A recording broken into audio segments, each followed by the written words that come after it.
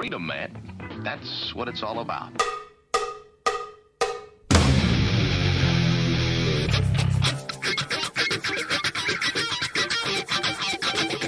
You've got to groove on freedom, like the good book says.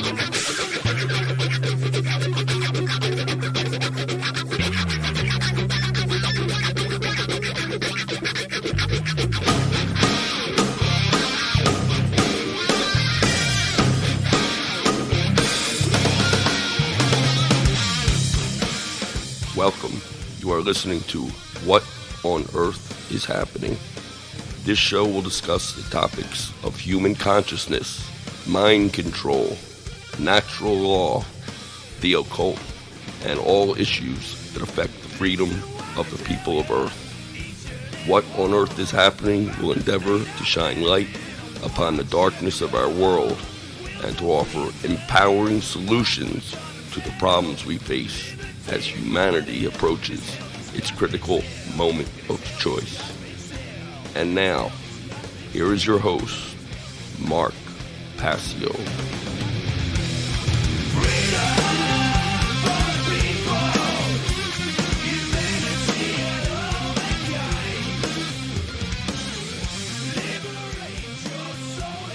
Welcome, one and all. You're listening to What on Earth is Happening here on the Oracle Broadcasting Radio Network.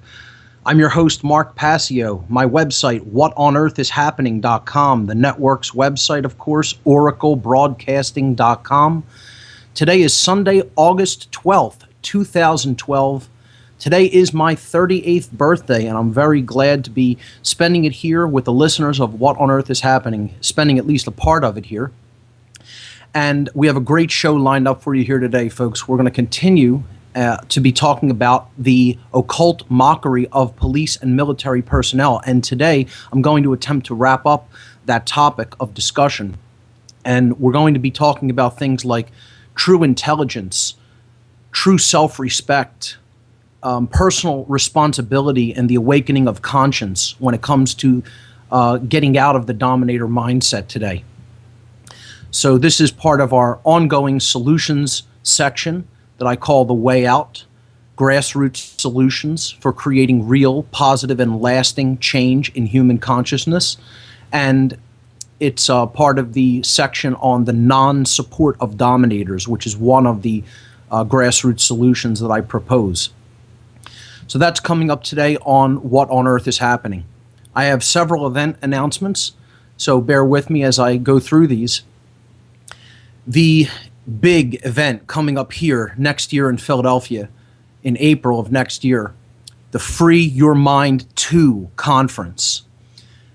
Really excited about it. This conference is shaping up so great so far, and I have a lot of announcements regarding the conference. So here's a brief introduction to what the Free Your Mind 2 conference is going to be all about.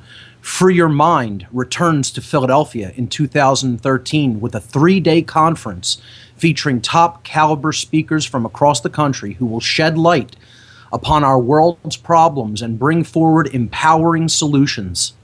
This unique event will build upon the success of the first Free Your Mind conference with a continued focus to spread awareness on the topics of consciousness, mind control, subversive occult influences, holistic body, mind, spirit health, and solution-oriented approaches to the problems humanity faces in these challenging times.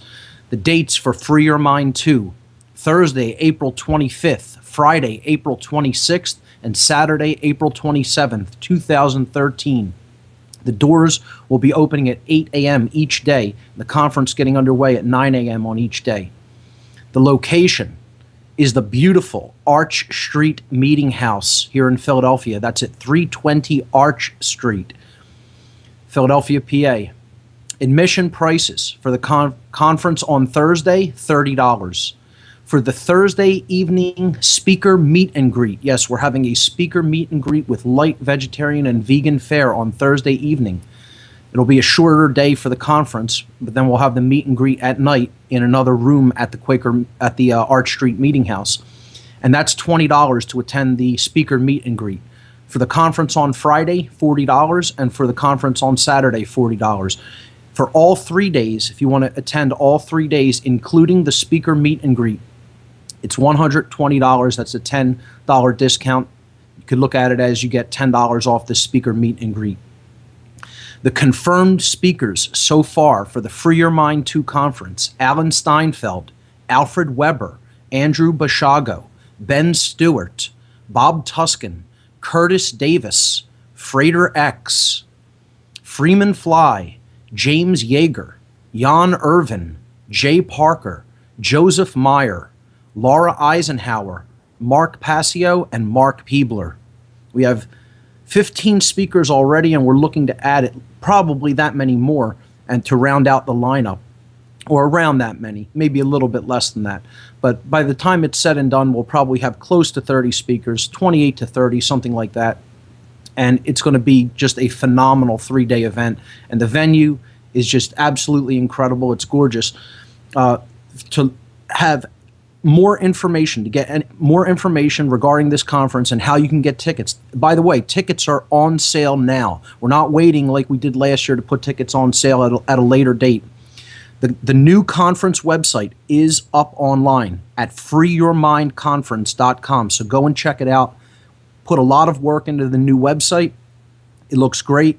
Speaker bios are posted. There's a couple of bios that are we're still waiting on. They'll be forthcoming in the next couple of days or so. But the conference website is up and ready to go, and tickets are on sale now. So get your tickets in advance. Getting your tickets in advance, ladies and gentlemen, will really help us to offset costs to bring speakers in. You know, we need to raise money. We're going to be having fundraisers, and I'll be announcing them here.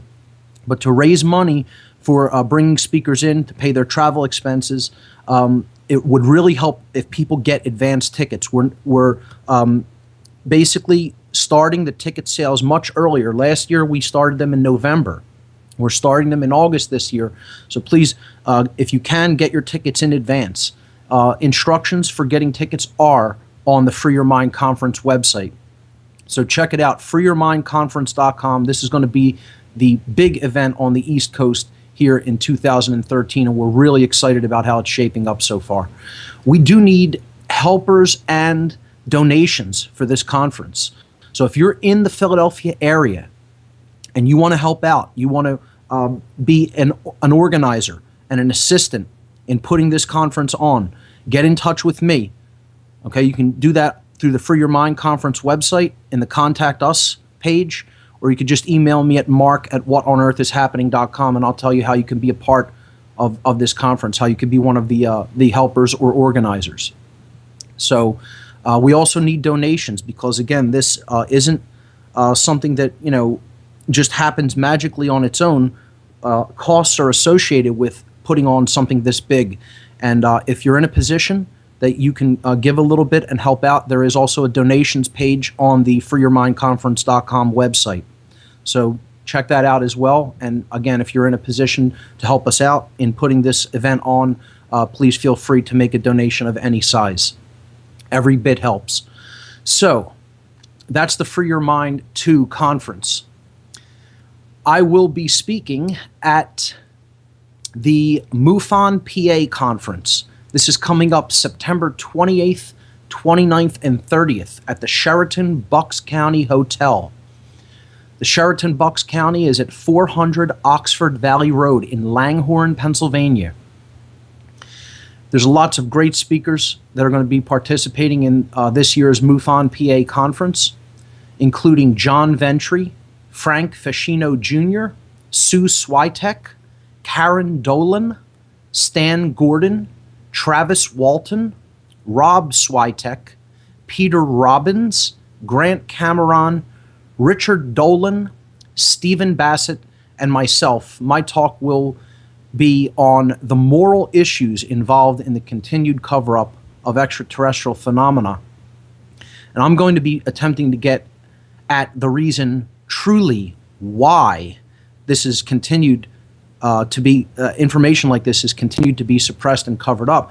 But moreover, even then, the why is why that continues.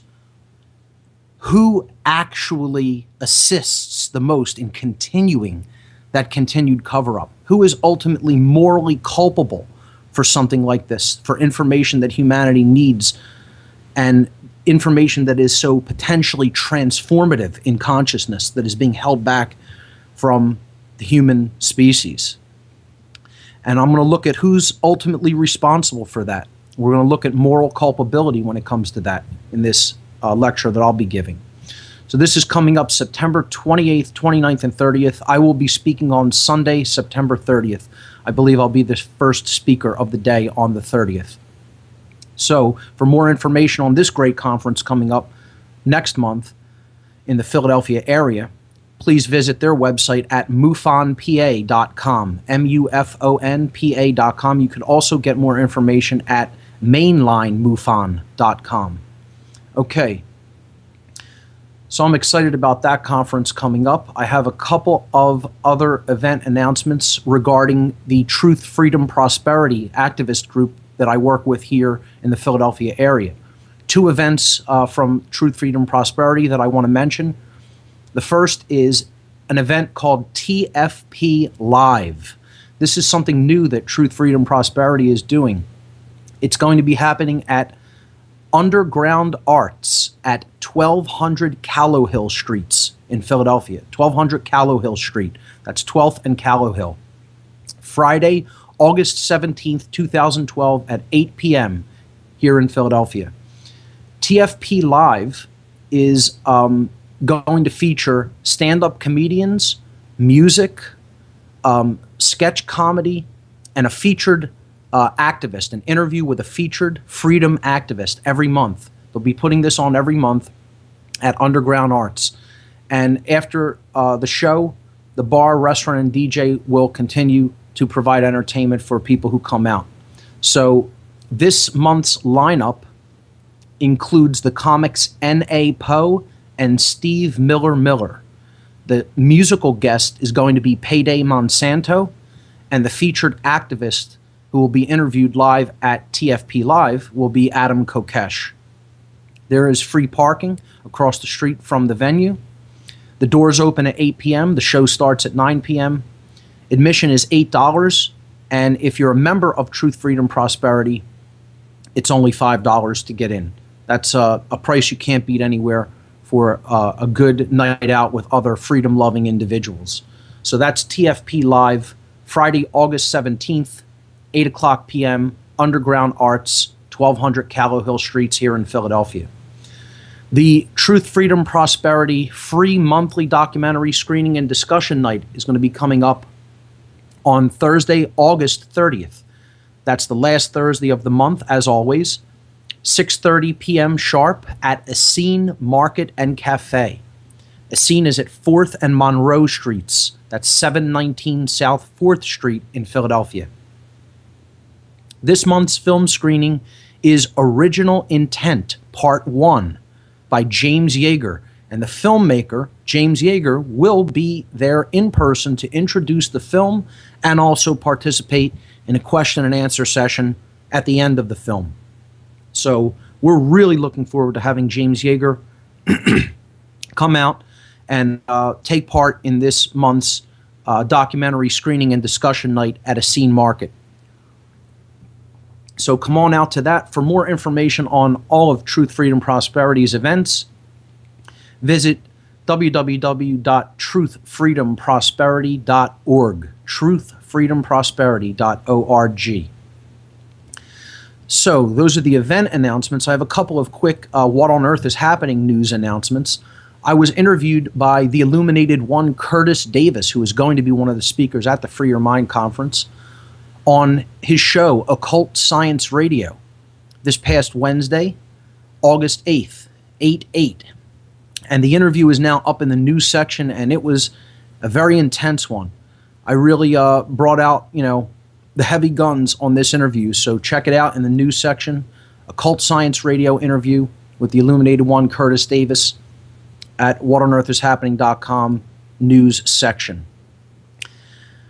I will be interviewed this Tuesday on Critical Mass Radio out of the UK. And I'll be interviewed on the show called Unpenned, the Unpenned Show, with Paul Rippon, Paul Rippon. This is at criticalmassradio.co.uk is the website. There it is, criticalmassradio.co.uk. You can check out more about this network and hear my interview coming up on this Tuesday, and I believe it's 9 p.m. UK time. So if you're on the East Coast, I think that translates to 4 p.m. Eastern time. I'll have to get my time worked out for that, the actual time slot, but I'll announce it on the page. Look on the news page, and I'll put the exact times for that on the What on Earth is Happening news page. I'll post that interview tomorrow there. The chip-in effort for keeping What on Earth is Happening ad-free is going really well. We've already raised half of the required amount for the next 3-month period. So please do keep the ad-free chip-in effort donations going. I want to thank everyone who so generously has donated to that cause. And it's going really well. Again, we're already halfway to our goal. So we have $500 out of the required $1,000 to keep that going and keep this show ad-free. Please continue the great efforts, ladies and gentlemen. It is much appreciated. Okay, so let's jump into our topic for today. We've been covering the topic of the occult mockery of police and military here on the show over the last several weeks. I'm going to attempt to wrap up this topic today.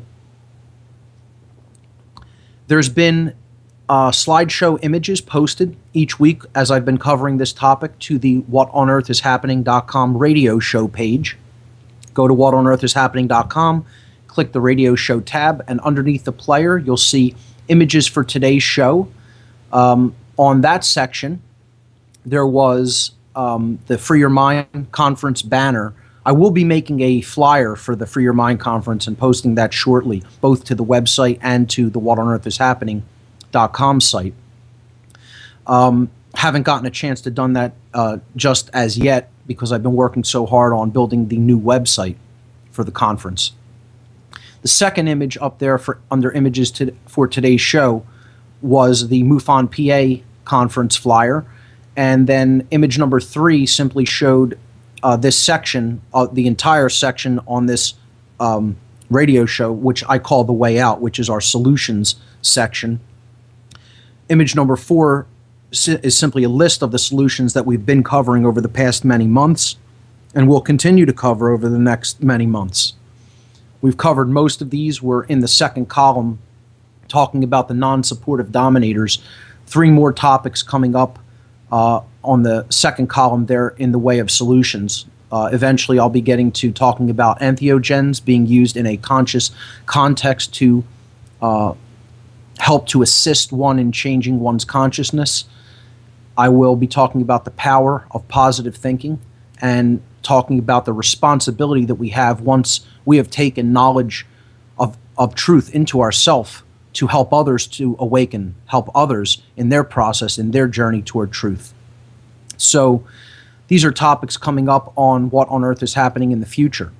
Very shortly coming up, the topics which will continue the subsection in the solution section of the non-supportive dominators will be carnism, the practice of eating other creatures, and how that is really poisoning the energetic field through the amount of suffering that takes place in this regard.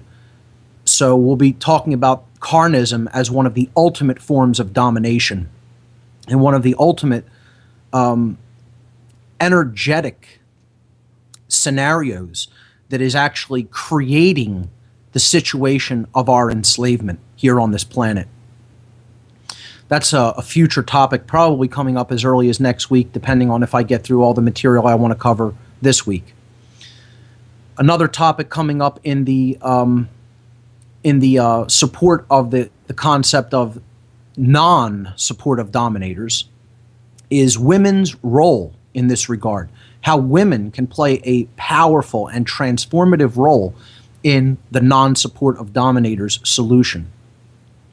and how they need to step up into that role and claim it as their own, and claim it as something that they are in a unique position and in an empowered position to take action in. So that's another topic that's coming up very soon on What on Earth is Happening. So underneath the player on the radio show page, you will see Occult Mockery of Police and Personnel slideshow images. As has been the case over the past many weeks, there are 148 images there. You can open them like a slideshow and follow along with the presentation. Last week we left off talking about the ego identification that is involved in a dominator's mindset, how they completely take on the role, how they identify wholly with their position as a cop, their position as a government agent, their position as a soldier. And that becomes their identity. They have no deeper sense of self, the true self. They are trapped in this role that they are playing and believe that that is their entire identity, and that gives them all of their purpose for being in the world. And they don't know anything else other than that. That is their entire life. And if that's your way of seeing yourself as what you do, you're already in a mind-controlled state, because you're acting under a false assumption, because it is not true that that is who you are. It may be what you are doing currently. You know, it may be your current role in life, but it isn't who you are. It is not who you are. And yet these people have become completely identified with the concept of their role as who they are. And that's one of the most difficult things to break ideologically, to separate from, because that's ego death. And since these people are so identified with the ego, they consider that death to them, to the self in the true sense. So I'm starting out here rehashing a little bit with image number 117, reviewing just a bit. That's where I'm picking up the talk from today. And this is part of a colossal level of ignorance when it comes to who we really are ultimately. Not only ignorance of what's going on in the world, they're ignorant of that too, make no mistake. Whether they believe that they are informed, whether they believe that they are read individuals, they have not really put it all together. They have not seen the bigger picture. They may have a focus on, you know, a part of the tree in a part of the forest, but they have not pulled back and seen the entire forest and seen then the entire area, and then pulled back and seen the entire continent, and then pulled back and seen the entire global situation. They don't have a big enough worldview. They don't have a wide enough sense of the big picture of what's taking place on this planet. And they certainly don't have the true long view of history when it comes to tyranny, when it comes to understanding psychologically the motivating factors of tyranny in any given society or time or place. So they're not holistically intelligent human beings, whether they want to believe that they are or other people want to claim that they are or not. Intellect is left-brained. True intelligence is whole-brained. And they don't have that true holistic intelligence operating. Again, whether it's claimed to be there or not, the case actually is, the truth of the matter is that these are not holistically intelligent human beings. The biggest reason of which is because they are so identified with the role that they are playing. They're trapped in ego identification, which is one of the main barriers to the awakening to the true self, the true realization of who we really are. And when we're in that level of ignorance, don't expect to be creating anything that even remotely resembles freedom. You're not going to be operating as an individual. You're going to be operating in the collective mindset, because you're so identified as being a member of a group. We talked about this last week, the whole idea of the collectivist mindset and how that is in and of itself a detriment to human freedom and is always going to be working against it. Thomas Jefferson made the statement, I read this quote last week. He said that if a nation expects to be ignorant and free in a state of civilization, it expects what never was and never will be. Ignorance and freedom are antitheses of each other. They are diametric polar opposites and can really never be brought together to simultaneously coexist. Where there is ignorance, there will not be freedom. And where there is true freedom, ignorance will have been dispelled. Especially ignorance of who we are at a deep, fundamental spiritual level. And that's the problem. Moving on to image number 119 now. The quote by Jefferson was 118. 119 shows what the people who still believe in authority and still believe in government, they all have the blinders on. None of these people are awake to truth. None of these people are holistically intelligent. None of them are seeing with the true one eye, the balanced brain, and the awakened spiritual vision. None. Zero. No matter how much they may claim to be spiritual. A claim and then your behavior, your actual actions in the world are often opposed to each other. Someone's claimed that they're a spiritually activated human being, and then their actions sometimes are completely polar opposites, and their actions are a betrayal of their claim.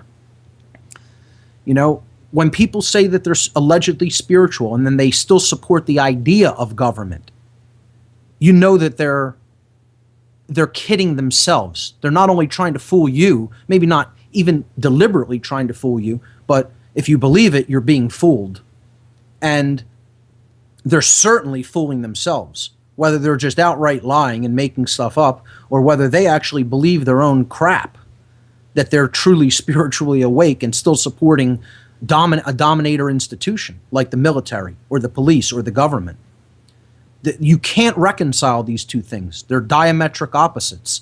And the people in the so-called New Age movement who think that there's any such thing as an enlightened police officer or any such thing as an enlightened soldier, they're either one of two things. They're naive dupes who don't understand what real spirituality is, because it takes into oneself, true spirituality takes into oneself the idea that the truth, that there is no such thing as authority of any man or group of men, any men and women or group of men and women over any other individual.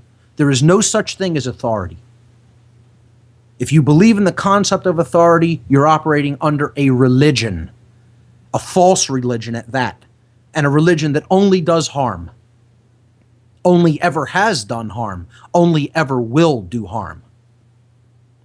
In the New Age movement, again, if they believe in this concept that somehow the idea of a truly awakened spiritual individual, awakened to true spirituality, if they believe that can be reconciled with a believer in authority in any capacity, they are either a naive dupe or they are willfully, consciously leading you down a path of disinformation. They are willfully lying to you and deceiving you. Because the case actually is that if you're truly awake, you know that authority is a fraud. You know that authority is an illusion. And you know that that's what the entire spiritual quest is all about. What we're here to remember is that fact, that there is no authority except the truth.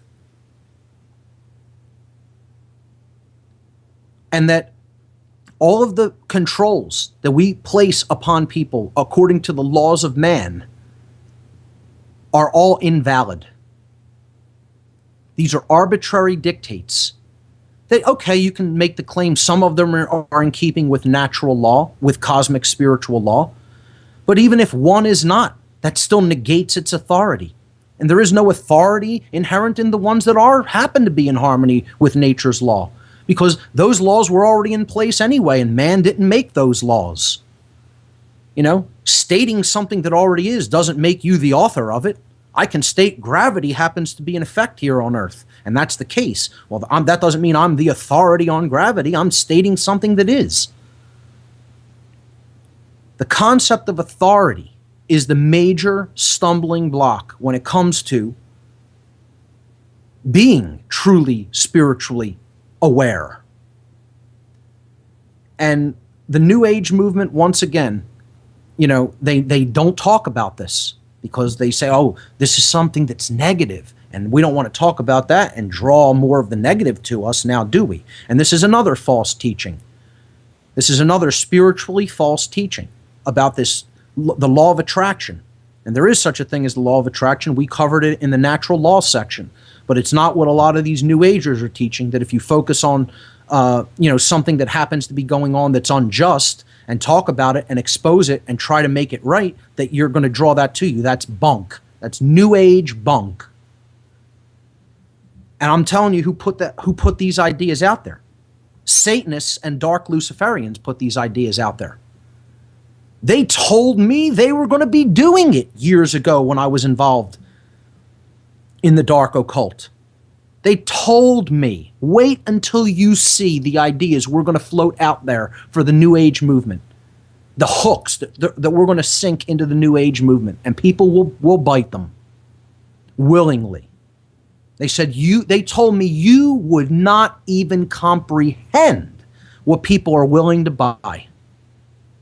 The crap that they're willing to swallow if they think it's going to lead to their spiritual betterment. So they know there's a lot of naive people out there willing to buy ideas like this because they have their blinders on. They're ready to go on the puppet master's strings. This is true both for the chronically right-brained, like the New Age movement, and the chronically left-brained, like the soldiers and the police. That's the whole problem, is that, as we see on image number 120, yeah, that puppet master is there. Make no mistake about it. They're there, those puppet masters. They're not imaginary or illusory. They're out there. But the problem is that the puppets have the willingness to jump onto their strings. It isn't so much like that they're being, bound and tied and held against their will and made to dance by the puppet master. They want to be in that position. They love being in that position because it means they don't have to do any of their dynamic movement and any of their true work for themselves. They're so ready to be led by other people.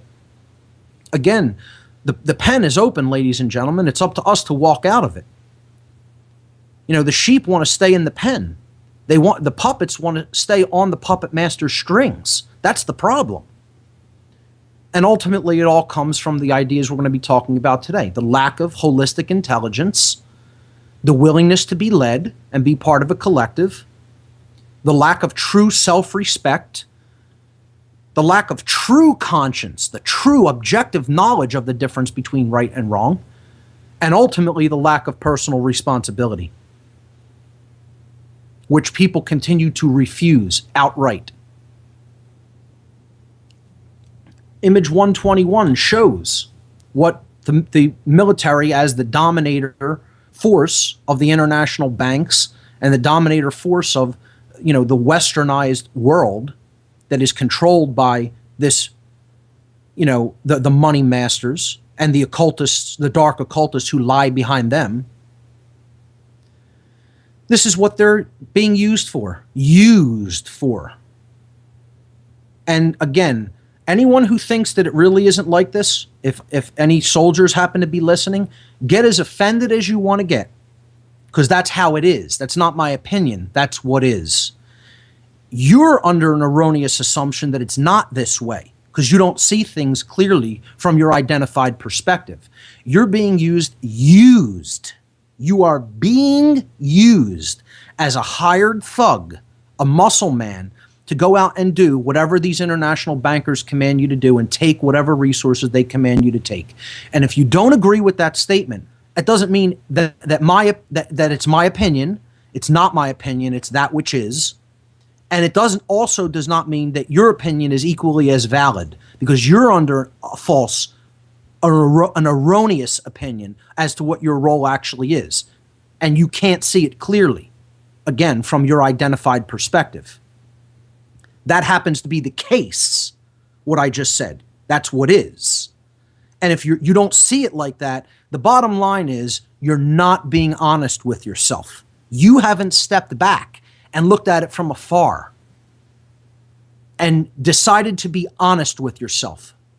Again, there's a famous quote that an honest man, once he has recognized the truth, will either once he has recognized that he is mistaken, will either cease being mistaken, he'll correct his actions, or he'll cease being honest. But that's so powerful, because isn't that really the case? What we're talking about here is people who just aren't honest. They're not speaking the truth. They're not being honest with themselves above all else. So let's cut through it all and just be honest. This is what the military's role is. And if you don't see it that way, you're wrong. That's how it is. It's not my opinion. This is what they're hired to do, ultimately. To secure resources that this country happens to want, and that the international bankers happen to want them to secure in the possession of the United States, under the domination of the United States. And they go out there and act as hired thugs, period.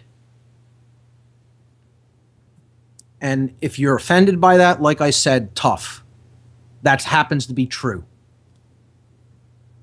And it's the same way all the time. This never changes, this dynamic. This is how all tyranny always encroaches, no matter what society it happens to be.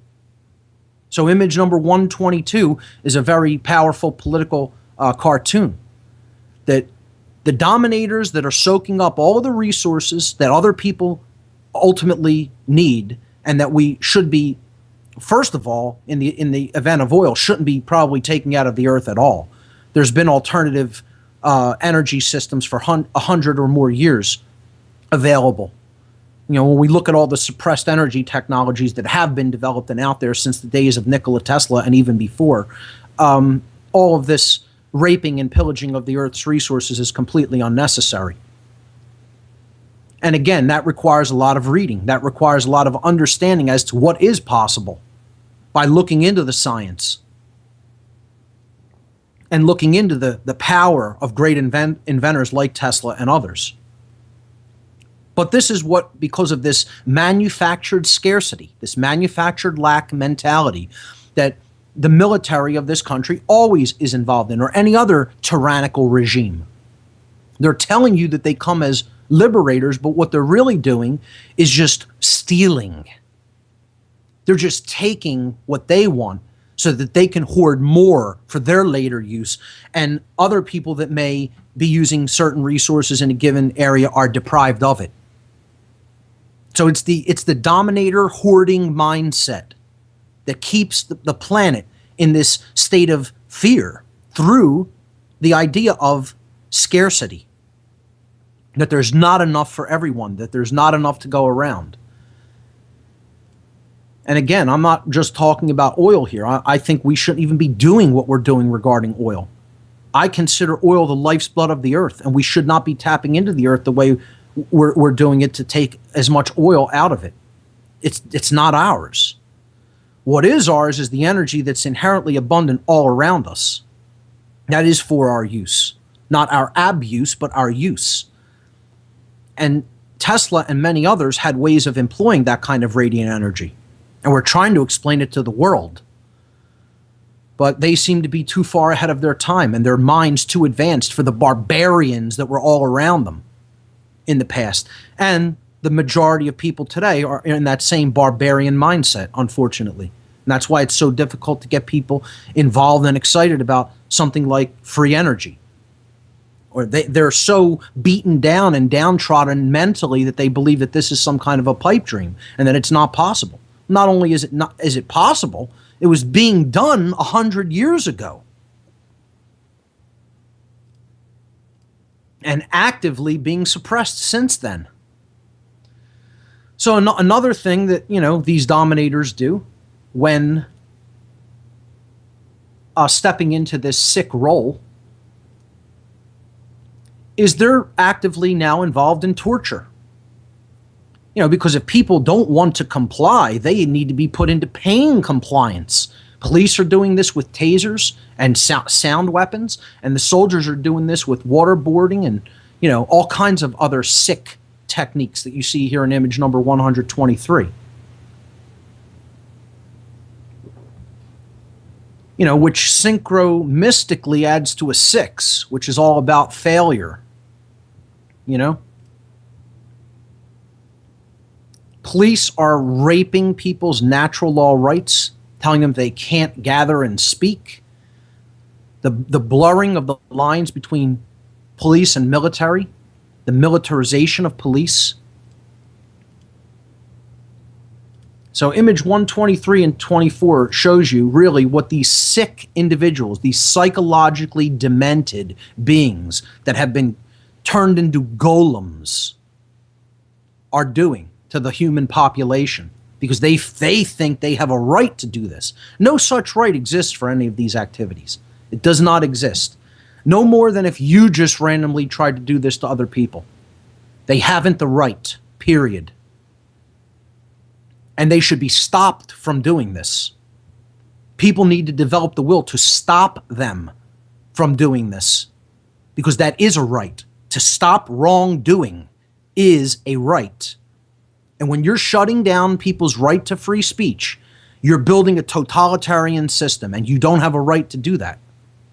No one has a right to stop someone else from speaking, from peaceably assembling and speaking. I don't care what traffic you're blocking. This is always used as the excuse or the justification. It doesn't matter. Someone's right to drive is going to be superseded by a huge group of people wanting to air their grievances. Someone driving isn't there to air grievances. Okay? They can step aside for a moment while a protest is taking place. The airing of grievances is more important than a motorist's right to happen to pass by a particular street at a particular time. And get as offended about that as you like, that also happens to be the case. So if people are getting ready to, and that's the whole point anyway, the whole point is to make it uncomfortable for people, to inconvenience other individuals, so people stand up and say, hey, maybe this is something I should be paying attention to. Maybe rights are being violated here by what these people are talking about. And maybe I shouldn't be so concerned to getting to where I'm going on time, and I should be taking a listen to what's being said. But no, the police don't think of anything like that. They say, I'm going to follow orders. I'm going to do what someone else told me to do, that I believe I have the right to do, and that I believe other people have to obey me, have to comply. Well, you're mistaken. You're mistaken. You haven't the right to do any of those things. You haven't the right to go and shut a peaceful protest down. You don't have that right. You never had that right. You never will have that right, no matter who tells you have that right or not. It doesn't exist. Because the action of shutting down someone else's right to speak is a wrong. It can never be made into a right. It can never be justified, made into a right. You're always wrong for doing that, morally, under natural law. And whenever someone's rights are abused in such a way, they already possess the right to stop someone from abusing those rights, from usurping them, from attempting to take away something that is a right. You have a right to stop someone from doing that. The problem is there's not enough courage on the part of the population to stop these individuals. They believe they can't stop them. Well, believe me, if enough people said no and stood up and said, we're going to take action to back up that word, we're not just going to sit here and let you do this. If enough people did that, they would never be able to get it done. It wouldn't happen. And that's the problem. In any totalitarian regime that has existed on this planet, not enough people stood up and said no to domination, said no to dominators. You will not do this. We will use whatever amount of force required to stop you from taking other people's rights, from taking my rights and the rights of other people. In every totalitarian regime, there has never been enough people willing to come forward and do that. And I don't know about you folks, but I personally don't see enough people here in the United States standing up and saying that. That's the whole problem. They refuse to get involved in the non-support of these people and call them on their crap. That they don't have any right to do this. Because ultimately it all comes down to self-loathing. It all comes down to the hatred of the self by the individuals do this. Nobody who's self-respecting could possibly put on that uniform and go and follow orders. It's impossible. Every person who was involved actively killing people in the Nazi Party could not have had any self-respect. You can make the claim, again, in your words, that you have self-respect, but you don't. In reality, you don't have any self-respect to do that. You would never treat another person like that if you had any respect. Again, that means to take another look at, and it means to take another look at your actions. So if you had taken another look at your actions and developed true respect, you wouldn't be doing things that are wrong. You wouldn't be taking wrong action with your body because you would respect yourself and you would respect truth. You would respect natural law. And none of these people have this attitude. Their attitude is, I hate myself so much because of whatever things have been done to me abusively in my life that I'm just going to go and take out my aggression on somebody else and hurt somebody. That's their attitude. They love hurting other people because they hate themselves. And let me tell you something. Yes, I do have this psychologically figured out. Yes, I do understand this dynamic. No, this is not my opinion. I understand how it works in the mind. You go deep enough into the mind of anybody who follows orders like this, and you're going to find this dynamic. Definitively. Definitively. It's not extrapolation. It's not interpretation. It's not stretching. I'm telling you, that's the case. These people ultimately, at a deep psychological fundamental level, nested however deeply it may be in the human psyche, hate themselves. And that's the problem. That's the problem. And that's what our work is ultimately to teach these people that you're sick. You are ill. You are psychologically ill. And you need help. You need help to become better, so that you will not be ill anymore. That's the whole point. I'm not here to try to beat down these people even further than they've already beaten themselves down through their own self-loathing. I'm here to tell them there's an issue here. If you have any care about yourself or anyone else, which, hey, maybe it is beyond that point. Maybe that's the whole point. They don't. They just hate everything and have not an ounce of care left in them. That's what a true psychopath is. You know, people like this are becoming like a true genetic primary psychopath. Even though they may not have been born that way, they're what is known as a secondary psychopath, one who has become a psychopath in their mindset and ultimately in their behaviors.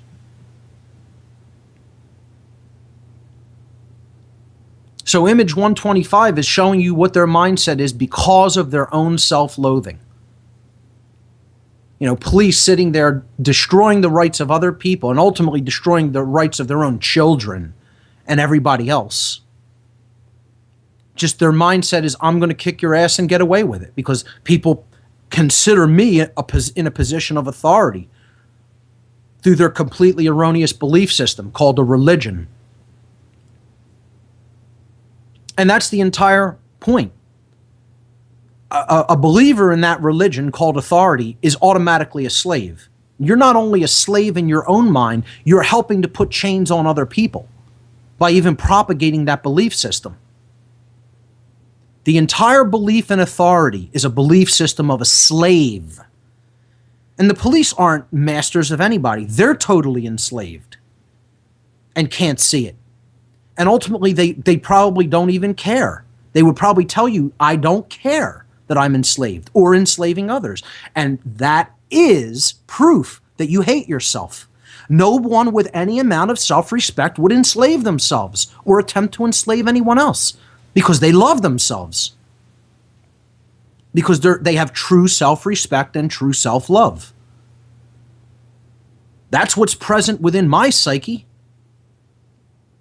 I have taken another look at myself deeply, probably deeper than most people on this planet are willing to look at themselves, and made a radical transformation in my mindset and behavior as a result of that development of self-love and self-respect. And the problem is that these people don't have either. And no one's helping them to develop it. And again, this is because they are a sequestered member of a cult. They are sequestered cult members. They spend all of their time in the cult locations. They spend all of their time taking in the cult propaganda and all of their time doing the cult activities. These are cult members. They are psychologically diseased cult members. I don't know how much clearer I can put it. And the way to take someone out of a cult mentality is always the same. You have to break in on top of the signal of the cult and constantly bombard that person with alternative information such that the signal of the cult is weaker and the signal of truth is stronger. And unfortunately, there's not enough people doing that. That's why these people aren't walking away from their jobs. Another big part of deconditioning someone from a cult is getting them out of the physical environment. And that's so difficult to do because these people will say, how am I going to eat? What am I going to do for work? They're dependent on the system that's enslaving them and everyone else. So they don't want to walk away from it. So the idea is someone has to come in with information at every possible spare second with speaking the truth unapologetically, hardcore, not giving something to these people in baby spoon bites. It doesn't work that way, folks. If it did, more people would be changing. It doesn't work that way. We have to stand and speak the truth in no uncertain terms, unapologetically, without fear. And if the person doesn't like it and gives you an attitude, it doesn't matter. You will have planted a powerful seed if you stand in truth powerfully, not in a wishy-washy way, which so many people do in the truth movement.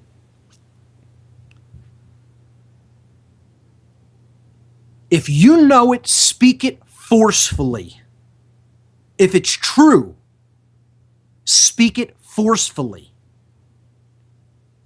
Again, be bold and mighty forces will come to your aid, as Jack Blood says.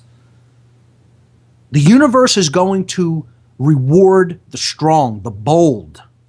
And I don't mean the physically strong. I mean those who truly stand forward in truth and put those ideas out into creation. Speak it in no uncertain terms. So this whole dynamic of slavery, of willing servitude, was talked about by the social engineers and mind control experts of the past century. Julian Huxley, eugenicist, mind control expert, social engineer. He said, this is slide number 126, he said that a really efficient totalitarian state would be one in which the all-powerful executive of political bosses and their army of managers control a population of slaves who do not have to be coerced because they love their servitude. And this is what I would suggest the police and military are already in this mind state. They love their servitude. They love being pets of their political masters and their financial masters, and ultimately of their dark occult masters.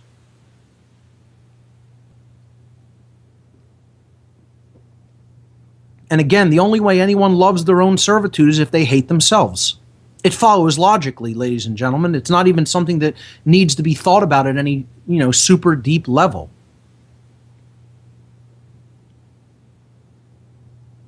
If you love yourself truly, you wouldn't be doing things to enslave yourself. You would pull back and stop supporting that effort. If you really understand the oneness of everyone, you wouldn't be trying to enslave anyone. So, unfortunately, again, it needs to be emphasized, these people are the lapdogs of their occult overlords. In image number 127, these faces, these are the individuals, whether you have any level of so-called respect for these people or not. Whether you're honest with yourself about what role they're truly playing, the truth is that these are the ultimate builders of the Dark New World Order. These are the construction workers, the builders. And again, that brings us back to the term Mason, the concept of the builders. We are all builders. The only difference, the only qualitative difference lies in what are you working toward?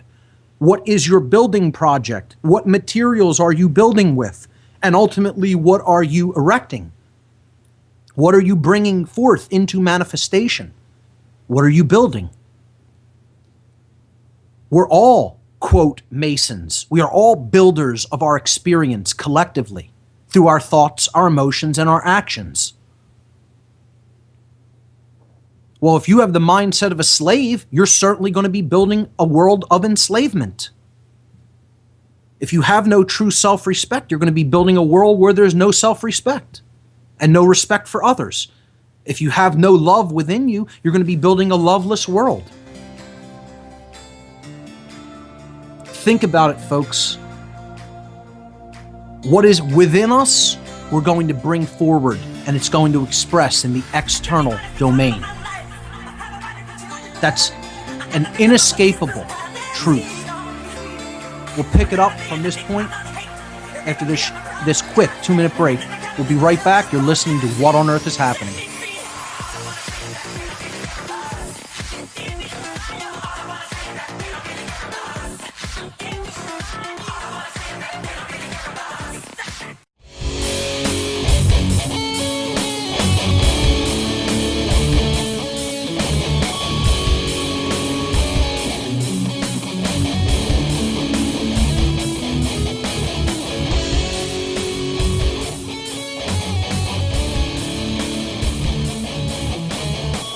And welcome back, everyone. You're listening to What on Earth is Happening here on Oracle Broadcasting. I'm your host, Mark Passio. My website, whatonearthishappening.com. We're into the second hour of the show today, and we're talking about the non-support of Dominators. We're wrapping up a section on the occult mockery of police and military, which we've really already covered the symbolism, the occult language, the occult numerology involved in the covert mockery of these individuals by their overlords, by their dark occultist masters, who are ultimately using them to power the enslavement agenda. And again, that's what these people need to be seen as. And that doesn't necessarily mean that you hate them at a deep level as true individuals. The essence of the soul, the essence of the divine that's within them. It means you can hate and despise their actions, sure. I know I do. I think their actions are utterly deplorable, and they should be ashamed of what they're being used for. If they were honest with themselves, they would take a look at that. And if they had a shred of decency within them, they would step back from those behaviors. And it doesn't make a difference why you continue to do what you do. It doesn't matter if you have a family to feed. Does not matter. Let me say that very emphatically. Saying I have a family to feed and this is why I oppress other people's rights is no justification. And people will get all up in arms over that. How could you say something like that? Easy. It doesn't matter whether you have a family to feed. Stop doing what you're doing anyway.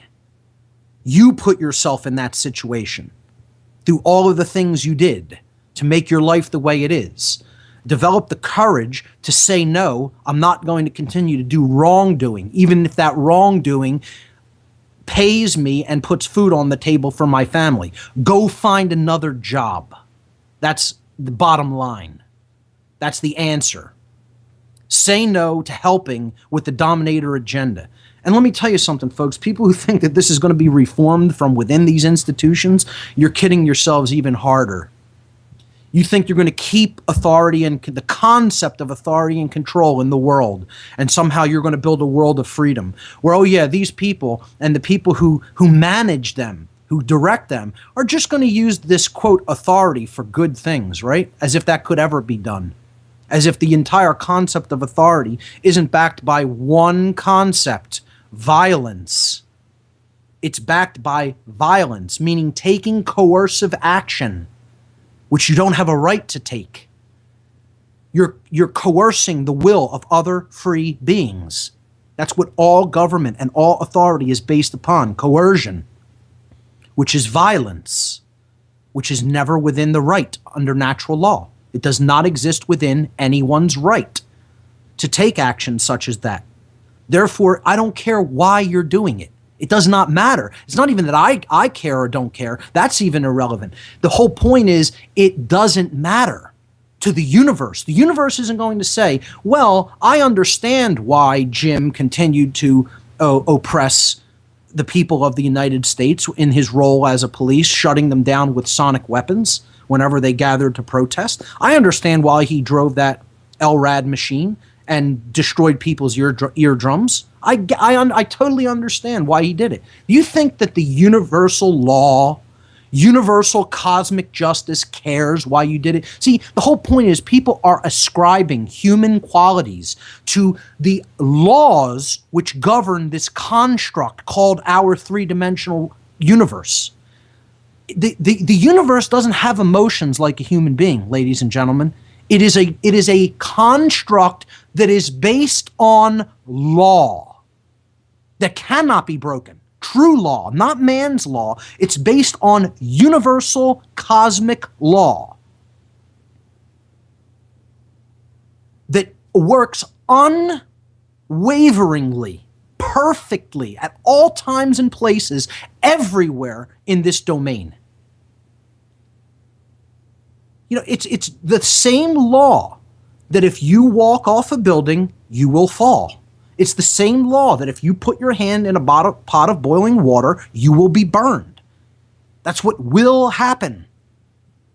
There are laws that govern these outcomes.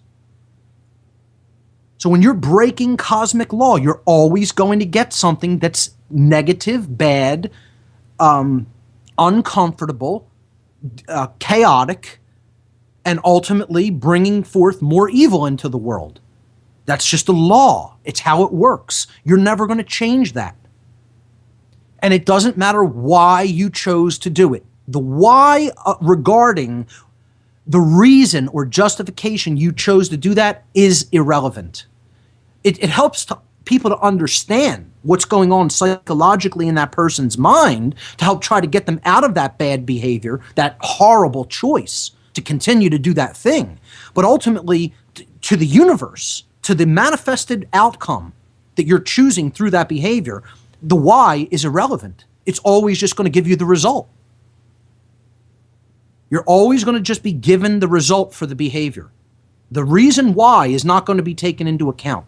And that's something that, again, is another big false New Age teaching. It doesn't matter whether someone was doing it because they really truly enjoyed it or whether they were doing it because they felt they had no other option and couldn't feed their family otherwise. And this is New Age crap that is being taught that there is a difference between those two choices. There is no difference. The outcome is creating the same dynamic. You are, through what you are choosing, you're creating the same dynamic, whether you did it to feed your son or whether you did it because you just liked hurting people. That's it.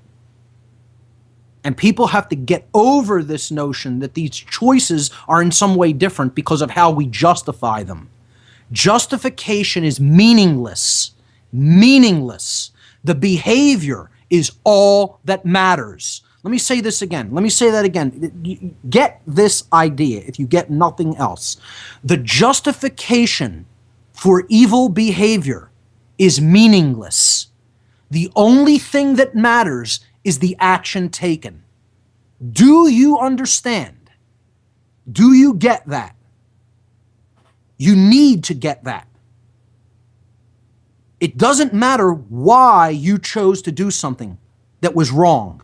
You chose it because you're always responsible for your actions, whether you think you are or not, whether you want to be or not. The fact of the matter is you are responsible. And the fact of the matter is that what you're creating as a result of choosing a particular behavior, you're always going to get that outcome regardless of why you chose it. By choosing a particular behavior, you're creating a particular manifestation. And it works like that 100% of the time, flawlessly. And this is the level of awakening people need to get to when it comes to actions. When it comes to how we're creating our reality through natural law. Together, not one individual. Another bunk New Age teaching is that each individual is creating their own reality and everybody's going to experience something different based on what they choose. Bzzz, wrong answer again. This is more dark Luciferian nonsense teaching that has been thrown into the New Age coffer and pumped out there, you know, to people who are so ready to accept nonsense like this because they believe I'm going to create my own parallel reality that's going to be different than everybody else's. Yeah, good luck with that. You know, great, wonderful that you think that. But you're here with everybody else, collectively making a reality that we are sharing, that we are all part of the creation of. And it doesn't work in that New Age junk way that you think it works, that you've been deluded into thinking that the law of attraction works, that you just create the whole reality based on what you hold in your mind. That's not how it works. Naive person. We are collectively creating it, the reality that we all share through the experiences that we are generating through our behaviors, through our actions. And those actions are ultimately predicated upon our thoughts and our emotions about what's going on within the psyche of the individual. And that's what's driving their behavior. And then the manifested result comes out through the behavior, through the actions that we take in the world, in the physical domain. And that is a shared result. It is a shared result. It is a shared result. No one's creating the world by themselves. Okay? The problem is that when you put so many people together willing to do wrong action, they act as the battery for the enslavement agenda, depicted here in image number 128. This is a slide from the movie The Matrix. Morpheus is explaining to Neo, you know, that what the Matrix wants to convert people into is the battery for its agenda. The source of energy that will actually go out into the world and create the manifested result through the rearrangement of energy and resources that the Dominators want to see. It's causality, ladies and gentlemen. Every effect is always preceded by a cause. We don't put the cause into manifestation, the effect can't come into manifestation. And the cause is the behavior. We're behaving in a certain way, and then the universe is giving us, is generating through that behavioral choice a result. And if the behavior is imbalanced and chaotic and it is not in harmony with natural law, so will the result be. It's almost so simple, it's almost stupid. I keep telling people this is not difficult to grasp. This is almost so simple that it's like when you finally see it, when you finally have that aha moment and say, wow, that's how it is. That's how it actually works. You're like, how could I not possibly have seen that before? How could I have been so deluded and so naive into not seeing it? And again, it's because of all the other bunk and nonsense that we're holding in our mind, that we're refusing to detach from and get rid of. We need to empty out the mind. Again, mindfulness is actually about emptying the mind to make it ready for truth.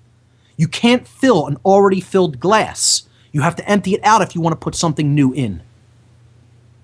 And that's the whole point. People are so full of nonsense that they can't take in this simple to grasp truth, that we are collectively creating the reality that we have to experience in this world as a result of our behaviors in the world. Behaviors which are predicated upon what we think and how we feel. Therefore, the way to change that is to change your thoughts. You're changing your thoughts, therefore you change the emotional reaction to what your information you're taking in, and ultimately your behavior will be changed. And therefore the outward manifestation that you experience in reality will be changed for the better. And police and military don't understand this at all. None of them. Zero. Blanket statement, folks. Blanket statement. Get over that, New Agers. Then no one can make a blanket statement that's true. There are blanket statements that are true all the time, everywhere. And there are blanket statements that aren't true. Blanket statement that happens to be true is that no police officer ultimately understands the law of manifestation or the law of attraction, the true one. You know, they can claim that they understand the bunk New Age one all they want. That's not how it works. They don't understand what's really generating our experience here on Earth. None of them. Zero. If they did, they would never step into that role or position. Upon coming to a deep understanding of it, and understanding means this is what I'm going to use to drive my action. That's what I mean, capital U, understanding. Intellectually happening to, be aware that this is how it's working is different than standing under something, that you are subservient to that natural law. You are bowing to a law that the universe has put into effect and recognizing that I cannot continue to act like this if I want the manifested result to be better. So then I don't continue to act like that. I change my behavior, so I'm generating a different outward manifestation. And therefore you are truly standing under that law. That's what understanding, capital U understanding means. I'm not talking about intellectual grasping. That's not what I mean. That's different from true understanding of a dynamic that is inherent to the universe, inherent to creation. So zero police have ever understood the law of attraction, the true law of attraction and manifestation, until they've ceased being police. Zero soldiers have ever understood this law of manifestation until they have ceased being soldiers. You cannot continue to do that action and truly understand what you're bringing forward into manifestation. It's an impossibility. Those two things are irreconcilable. And as a result, in that level of ignorance, they are all acting as the battery for the matrix of enslavement. All of them. Not some, not the majority, not the, quote, bad apples that people talk about all the time in their mind-washed, their brainwashed, mind-controlled state, that it's just a few bad people in these institutions. Wrong. It's all of them in their ignorance of how the laws of nature work. 100%.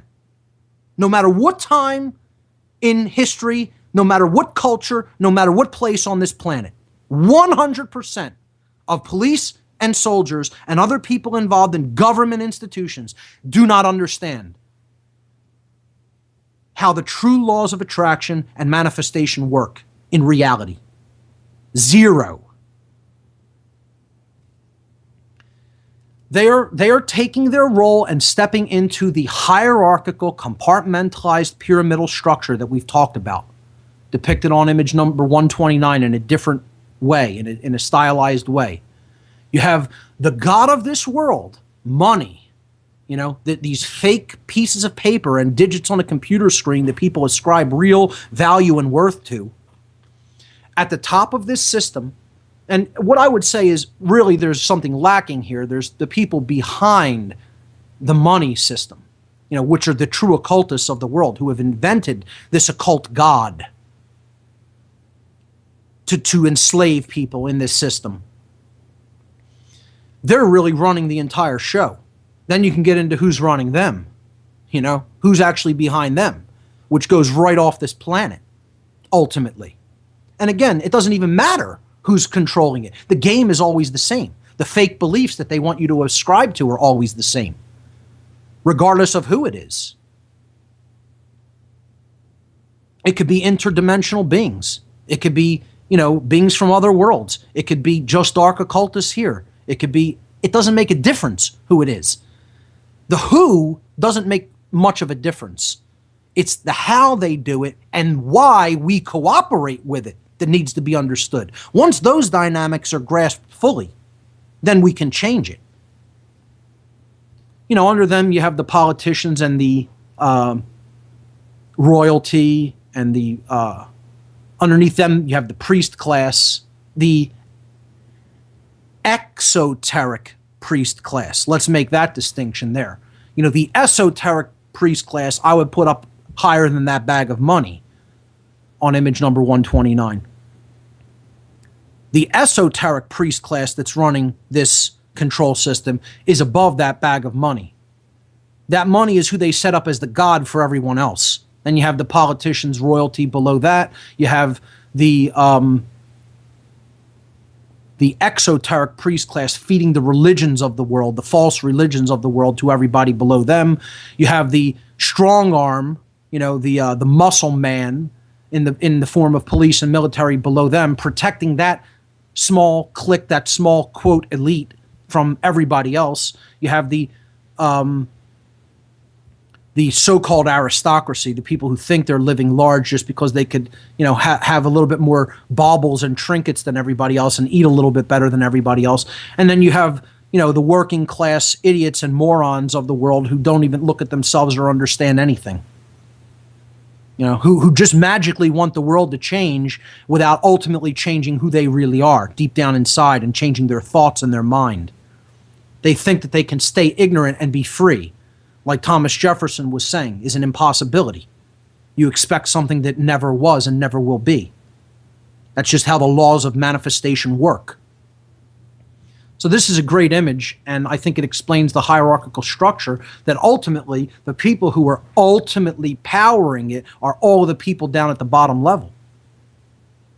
And I would say the people who are ultimately constructing this structure with their actual physical effort are the police and military, without any question. Without them, that structure would fall apart completely. Yes, there's more people continuing to support these efforts above them, which is why they're shown at the bottom holding it up. The people stop holding the whole thing up at the bottom. There's not enough people to control the population of the world forcefully, physically. It would fall apart on its own if people stopped giving over their consent and their approval to it. Start talking about it harshly. That's the whole point. Don't justify it or say, oh, it has to be this way. No, it doesn't have to be this way. Nothing that is man-made has to be the way that it is. The only things that have to be the way that they are things that nature made. You're not going to affect what nature does on a grand scale to this world. You can think you're going to have an effect on that, but ultimately, if nature wants to have its way, trust me, it's going to have its way. One way or another. You're not that powerful. Every human being together isn't even close to that powerful. Not even close. Nature wants to have its way with this planet. It'll have its way. And, depending on the circumstance, you'll barely have enough time to bend over and kiss your ass goodbye. But anything that's man-made, anything that's human-created, can be changed. If we made it, we can change it. This structure is man-made. It's not something that the universe is holding in place by an act of its will. Believe me, the universe is not as imbalanced as our sick, diseased, twisted minds. The universe did not build this structure. We built it, and therefore we can take it down. We can unmake it. What we have made, we can unmake. It's just an act of will. It's like knocking down a building. It takes a lot of energy and effort. It doesn't just magically happen on its own, unless buildings just magically turn into dust and powder and collapse into their own footprint in less than, 10 seconds. That sometimes occurs. But, what are you going to do? There's an anomaly every now and then, But structures that we've built, we can take down. We erected it as a result of our effort and our work and our energy, and we could do the same. We can take it down as a result of our energy, effort, and work. And what it's all about is taking off the shackles of slavery. If we want to take off the shackles truly, we have to stop supporting the institutions that are putting them onto us. And the ideas that they propagate, that mindset has to be pulled back from. Because we have to realize ultimately what we're doing to ourselves is we're putting ourselves into a huge prison, into a huge cage. We're locking it up tight, we're throwing away the key. And again, the images I'm talking about now are 130 and 131. 131 shows the prison planet, locked by the master lock. In whose hand is that? That's not the dark occultist's hand, ladies and gentlemen. Wrong. You know whose hand that is? That's your hand.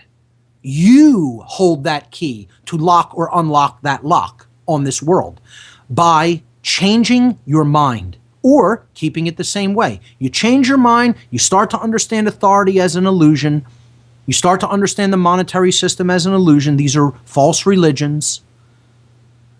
You will be unlocking that cage first in your mind, and you'll be helping to unlock the overall dynamic of the world on a quantum scale.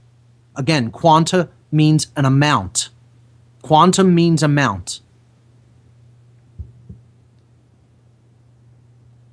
We're locking that lock when we refuse to change our mindset and continue to support these completely immoral institutions that are based on violence. Start truly understanding what nonviolence really is, not what you think it is. And again, nonviolence doesn't mean in 100% of situations, regardless of what happens to be being done to you, being peaceful. That's why I would say I'm totally nonviolent. I am for nonviolence, but I am not a pacifist. Being a pacifist and being someone who supports nonviolence is totally different. Totally different things. Someone who is nonviolent supports the non-aggression principle. That you should never initiate violence against anyone else. Because you haven't the right to initiate violence against anyone else. But that doesn't mean if violence happens to be initiated against me by someone else, that I'm simply going to sit there and take it and remain peaceful. That's what a pacifist might do. They're being, beaten for no reason, for nothing that they did wrong, and they're just going to sit there and not respond. Well, I'm certainly not a pacifist in that regard. I'm going to defend my rights if something like that happens to me, by whatever amount of force I need to call forth from within myself or from anyone else to use defensive force in the capacity for which it is intended within my rights to beat back that aggressive attack. I am not going to sit there and take something that someone else is doing that they have no right to do. And that does not make me a supporter of violence. That that is demonstrative that I happen to deeply understand the right to defend one's rights, which already exists. I have the right to defend my rights. I have a right to defend my property. I have a right to defend my body, myself, my lowercase s self, the physical self. I have a right to defend that. Why? Because it's mine. Why do I have a right to defend my property? Because it's mine. Why do I have a right to defend my life? Because it's mine. Why do I have a right to defend my rights? Because they're mine. It's all about ownership. The principles of ownership. And those who don't understand those principles, you're helping to lock down that master lock. You're helping to lock down the cage of the prison planet. And ultimately turn this world into a vision of what's depicted in image number 132, which is a hell world. And we're rapidly heading into that reality. And don't think it can't happen. We are rapidly heading into the reality that is going to be indistinguishable from hell on earth unless we change our mindset and change it very quickly. And that's not fear-mongering. That's telling it like it is based on the dynamic that we're already seeing in place.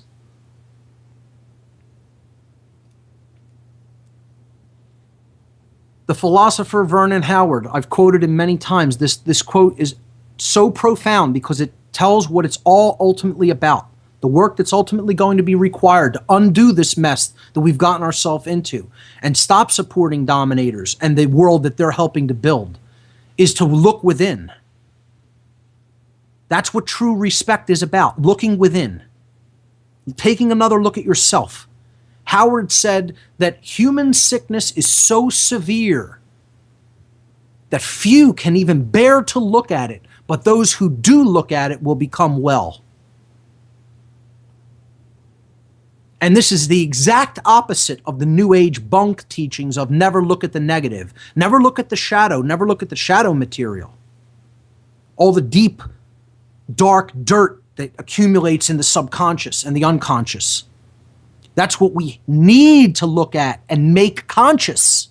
Bring to the conscious level of awareness. If you're not willing to do that work, you're lost. And you're part of the dynamic of enslavement. The idea here is to look deeply within.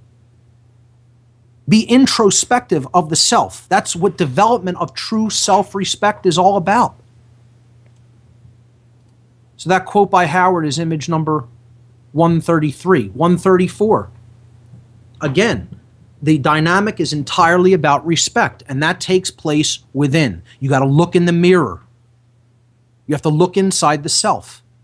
Respect, again, comes from the Latin words re, which is a prefix meaning again, as in over again. Okay? And spectare, specto spectare means to look at. So respect means to look at again, to take another look at. What you're looking at again is your own thought processes. You're looking at your own subconscious and unconscious motivations. You're looking at your own psyche. You're looking deep into your own soul and finding out what you're made of, looking at what is there, why you're behaving the way you're behaving, why you think the way you think, what you're holding on to that isn't serving you. That's what the development of real self-respect is all about. It's a process.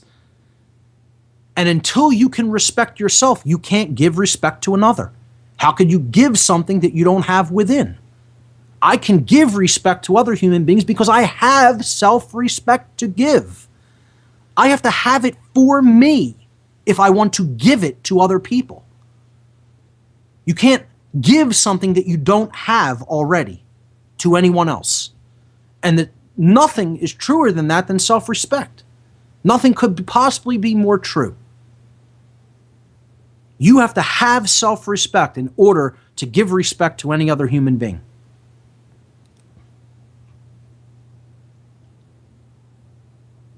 When we go down to the deepest level of this, it is all about the awakening of the human consciousness. And the deepest expression of the awakening of consciousness is a deep knowledge, not only of who we are, but it's a deep knowledge of the objective reality of right and wrong. What is right action? What is not right action? Because it causes harm to others, and therefore it is a wrong action. That is not relative. It is not morally relative. It is objective. It exists inherently in creation, regardless of how we happen to feel about it. Right action is action which does not cause harm to other living beings. Wrong action is action which causes harm to other beings. We need to develop that true objective knowledge of that, and then put it into practice through our actions, such that our actions are not in contradiction with that knowledge. That's what non-duality is about. And once you're living like that, you have truly given birth to conscience within yourself, because that's what conscience is. Conscience is knowledge. It is the objective knowledge, the definitive knowledge of the objective differences between right and wrong behaviors. The objective difference. And it's definitive knowledge. It's certain. It isn't relative. It's 100% certain knowledge. That's what conscience is. And then standing in your conscience, actually acting conscience, acting within conscience, that is action. You know, that's wisdom. That's putting action into practice. Putting knowledge into practice. Wisdom is what you do with what you know. So if you're acting within conscience, that's wisdom, because you've already taken in the knowledge and understood it. That's what conscience is, knowledge between right and wrong, of the difference between right and wrong. And if you don't betray conscience, you don't take actions that are wrong, that you don't have any right to take because they cause harm. So what conscience is its common sense reality. Being able to perceive things as they actually are. Common sense, which is what we all should have. And the problem is we're all fallen in our senses. We are fallen in consciousness. Consciousness is all about the ability to sense reality, the ability to perceive that which is taking place within us and around us. We defined that on day one of this show, show number 1. So common sense is what conscience actually is. And we get that right from the word. The word, again, is always telling us. Language is always telling us the reality in which we are embedded. Conscience comes from the Latin prefix con, C-O-N, which means together or with. And then the second part of it, science, again, science meaning knowledge, comes from the Latin verb scio, sciere, which means to know. So conscience means to know together, literally, from the etymology of the word. It means common sense knowledge. And that's why we're in the situation we're in as a people, because we've lost our common sense, because we've lost our connection to conscience. We have lost the knowledge, the definitive knowledge of the objective difference between right and wrong. We no longer carry that within ourselves as individuals on a day-to-day basis and then act within the parameters of that knowledge, which is what wisdom is. So there's very little conscience and wisdom in the world. And the biggest reason for that is the collectivist mentality. The idea that I want to try to give up my responsibility to learn the difference between right and wrong for myself. I don't want to do that. That's hard work. That involves exercising my moral judgment. exercising my judgment to bring my perceptions into compliance, into harmony with nature's laws. I don't want to have to do that. Those are hidden laws. That's not something that you can see written on a blackboard clearly or in a book clearly. It's something that you have to work through as a process, and it takes time and dedication and effort and hard work. That's what personal responsibility means, being willing to put the time, dedication, energy, effort, hard work in to get something extremely valuable back as a result, truly valuable, that has values within it, meaning moral values, meaning values of truth, of integrity, of honesty, of justice, of peace, harmony, freedom. And none of the people who join up with these collectivist institutions deeply have any self-respect. None of them have truly developed on their own a deep working understanding of what conscience really is. The definitive, objective differences between right and wrong. Or they wouldn't be involved in a collectivist mindset, mentality, and cult as they are. It would not happen. So ultimately, these people don't have these things developed within themselves as an individual. Again, you can claim words and reality are two different things, folks. You can make the claim all you want that somehow these people have a conscience as an individual. The claim will never make the reality true. The claim of that being the case is never going to make the reality true.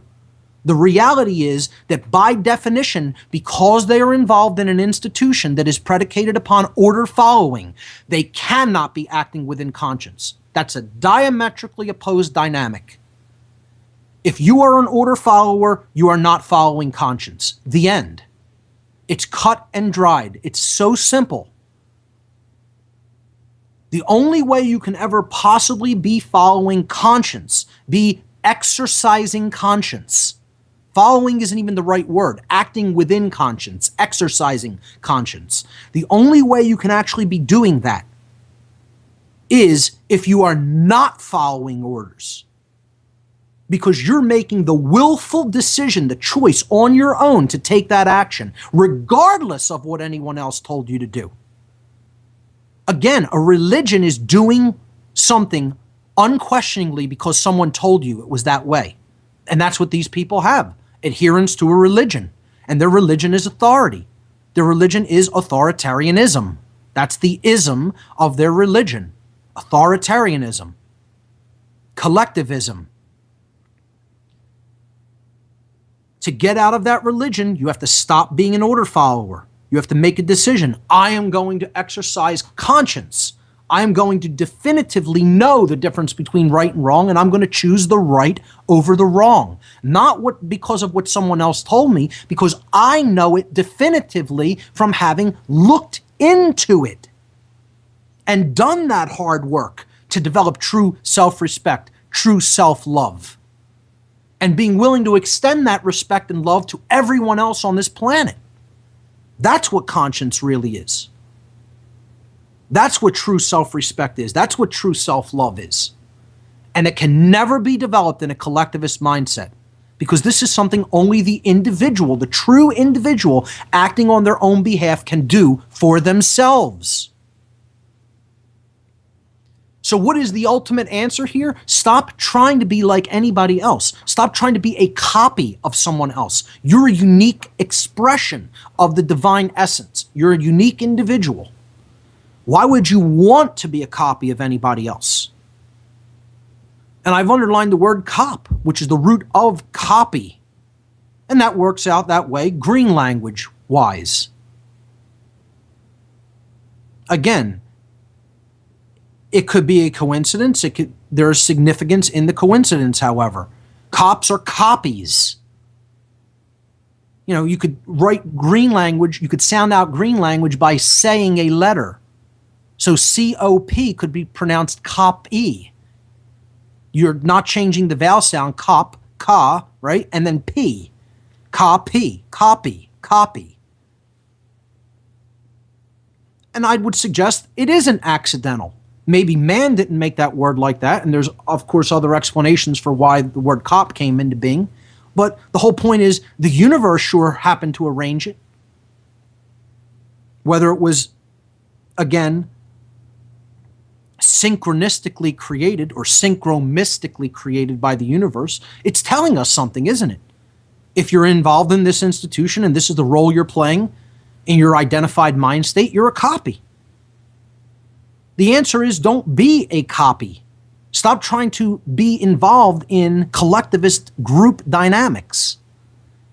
Collectivist group dynamics are never based on conscience.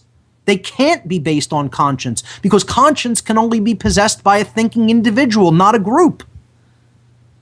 Only a thinking individual has conscience. Groups don't have conscience.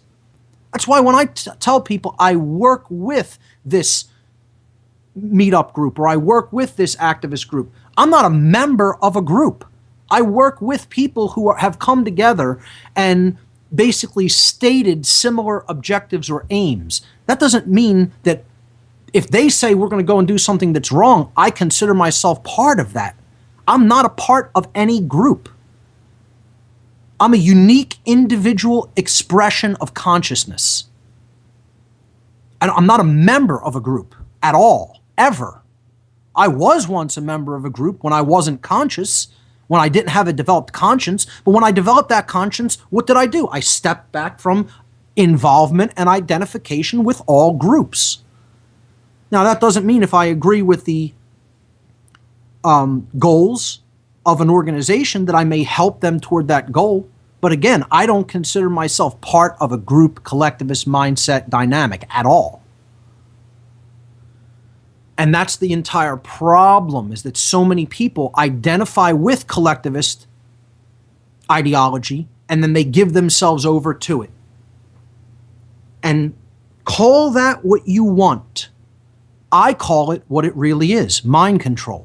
You are giving into a force that is acting to control the mind. And there is no bigger example of that on earth than the institution that is present everywhere on the earth globally, known as government.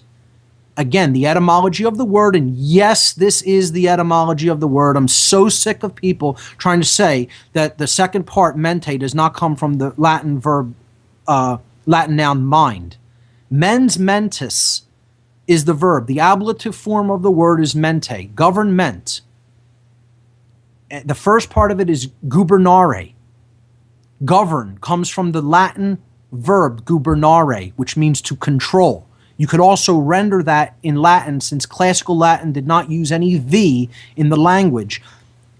You could render a B, an internal B, in some Latin words with a V, particularly if it is surrounded by vowels, as is gubernare. Guberno gubernare means to control. You could write it as governare, G-U-V-E-R-N-O, governo, governare. So governo, governare, mente, or mens, mentis.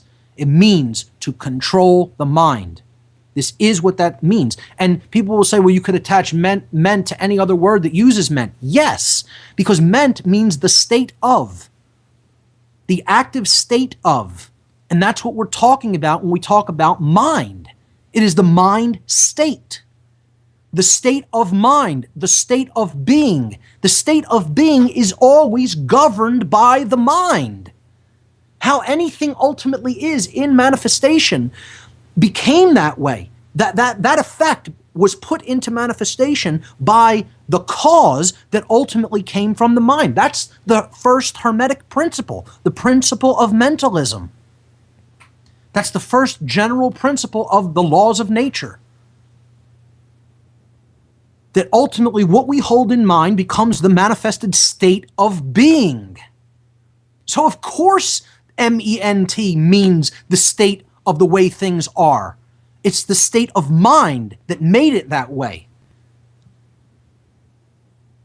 So you could look at it as a controlled mind state if you want to look at, and that's exactly what government is, which means you had to be put at some point under mind control to be in a controlled mind state.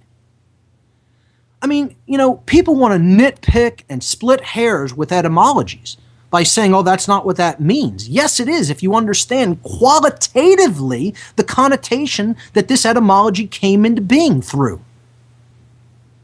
Instead of taking it so left brain linguistically. See, again, this is the difference between left brain intellect and true dynamic whole-brained intelligence. Intellect and intelligence are not the same thing. And if we're ever going to get out of that controlled mind state, again, responsibility is the key. And understanding there is no justification on the part of the universe. The universe is never looking at the reason why you did it. This is New Age bunk teachings. To say the universe is going to care. It's going to make a judgment as to why you did it. Did you felt like you were trapped in a corner there, or your back was up against the wall? You really had to do that negative, evil action to that other person, which you could have refused to do? I'll make an excuse. Oh, don't worry. The karmic consequence for that will be negligible. That's what you think the universe is going to say, because you think you had a good reason for doing a harmful action. And you have another thought coming. You have another thought coming. There is no justification for the usurpation of someone else's natural law rights. If you steal, you are going to be held to account. And that's all natural law boils down to. Taking that which is not yours to take. You could break down all of the natural law harms in any way you can harm somebody. It comes down to theft. That is the universal, overarching natural law transgression. Theft. You took someone's property. You took someone's safety. You took someone's well-being. You took someone's life. You took someone's rights. All natural law is theft. Is the taking of something that does not belong to you. And that's never justifiable. I tell people, you want me to break down natural law? Spiritual, cosmic, universal law. So we understand what we're talking about here. You want me to break it down as shortly and succinctly as it can be broken down? I can give you a sentence comprised of 2 words. Don't steal. That's what natural law commands. Don't steal. There is one commandment in the universe. Don't steal. That's it. You don't need 10 of them. You need one. Don't steal. And it doesn't mean steal just physical things. It means don't engage in the dynamic of theft in any way. You do that, you won't be breaking natural law. And again, there it is. It comes back only to the dynamic of ownership. What do we own? What don't we own? And learning that is the highest moral responsibility. It's the highest responsibility of the individual, which is why so many people want to shirk it. They don't want to do that work. They don't want to take that responsibility unto themselves. A gentleman who I consider a mentor is David Icke. And again, people write me things about this. How could you have respect for somebody with some of the theories he proposes? David Icke has never told anybody to believe one thing he's ever said, ladies and gentlemen. He's put his information out there and he said, if it resonates with you, you take it, you do what you're going to do with it, and leave the rest. In every one of his lectures, he begins the lecture that way. So I don't know what these people are talking about. Trying to say that in some way he's trying to get people to ascribe to the way he thinks. He's telling you, think for yourself. And he's putting out things out there that take a lot of courage to put out because of how out there they may happen to sound to some people. And that takes courage. And I have a tremendous amount of respect for that individual for doing that. And I'll continue to state that. And that's why he's the first person I dedicated my presentation series to. He talks on responsibility in one of his books. He says, accept responsibility for yourself and your actions. Yourself and your actions. Thoughts and words. They're yours. Your own actions, thoughts, and words. You alone make choices. You alone are answerable to the consequences of your behavior. Let me say that one again. You alone are answerable to the consequences of your behavior. No one else. The feeble excuse that your boss required it, The establishment expected it holds no truth or justification. There is no truth in that. There is no justification. You can't turn a wrong into a right. Ike continues, and we're on slides number 141 and 140 and 141 now. He says, what is the point of having principles if you allow others to dictate your behavior? At the end of the day, you will judge your performance and the contribution you have made to creation. It will not be based on what another expected of you or what you did because you felt trapped. And here's that dynamic again, ladies and gentlemen.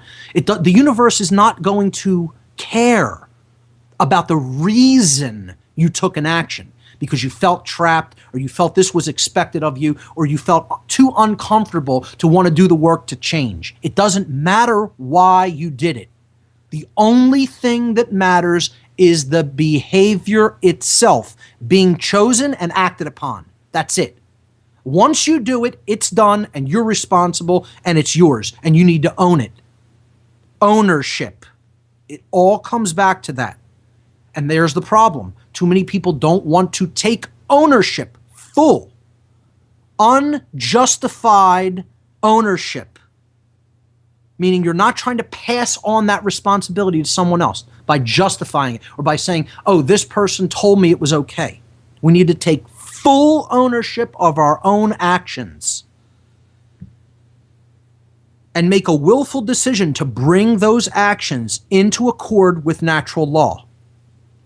Meaning we are not taking any actions that are based in harm and coercion, violence, in other words. And the support of violent action is just as wrong.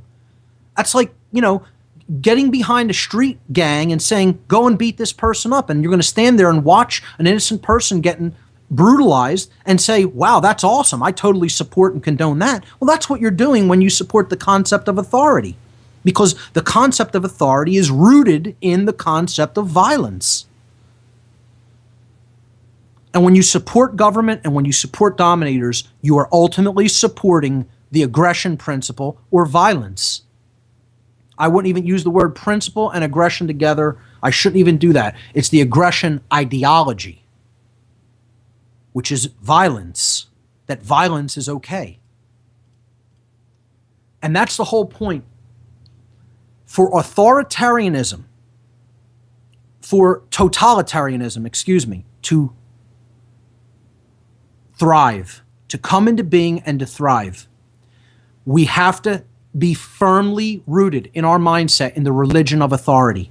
Authoritarianism is the place where all violent aggression against human beings' natural law rights stems from. And totalitarianism is just its ultimate expression. It's the end of the road where that ideology goes to. That's what the non-supportive dominators is ultimately all about. It's getting out of the mindset that there is such a thing as some people's authority over other people. I depict this in slide number 142, showing different authoritarian regimes throughout time, and it's always about the notion that underlies it is that authority is real. This religion is what underlies this manifested result throughout history, called an authoritarian regime or a police state or totalitarianism. Every one of those is always backed by this religion. And it is a religion, and it is a false religion. Because authority is not the truth. It does not exist. This is an erroneous concept that only exists in a diseased psyche. It's an illusion. It does not exist in nature. It does not exist in man. It is a belief system. The fact of the matter is that the only authority in nature is the truth itself. This is the only thing that we should understand, meaning stand under. say that our lives are in service to it, not to any man or group of men, any institution on the face of the earth or any other planet for that matter. The only thing we should be standing under is the truth, which is the true light of creation. Truth is the one authority. And until we understand that everything else is a pretender to that throne, is a pretender to that creative essence, we're not getting out of this prison planet. And things are going to get darker and darker indeed. But on the day we do step out into that light of truth, we're going to see the chains of bondage fall away from this world. And hand in hand together, we can ascend to a new level of consciousness and awareness. And at that point, the stars are the limit.